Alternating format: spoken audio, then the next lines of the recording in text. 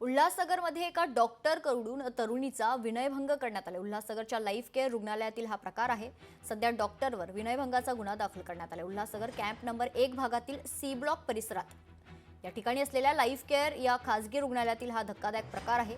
21 वर्षाची तरुणी ही वडील आणि आजोबांच्या डायलिसिससाठी यायची, मात्र इथे उपचार करणाऱ्या डॉक्टरनं तरुणीचा अनेकदा विनयभंग केला। अखेर या त्रासाला कंटाळलेल्या तरुणीनं पोलीस ठाण्यात तक्रार दिली। पोलिसांनी या प्रकरणी गुन्हा दाखल करून डॉक्टरला बेड्या ठोकल्या आहेत।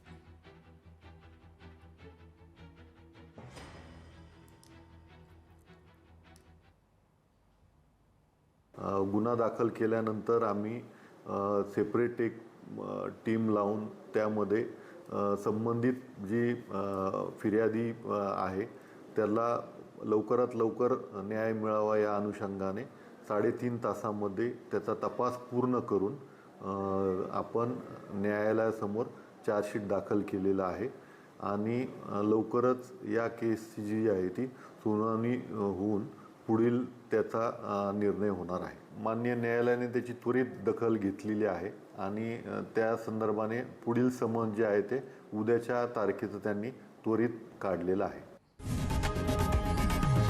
लोकशाही मराठी ऐका, पहा, जागरूक रहा।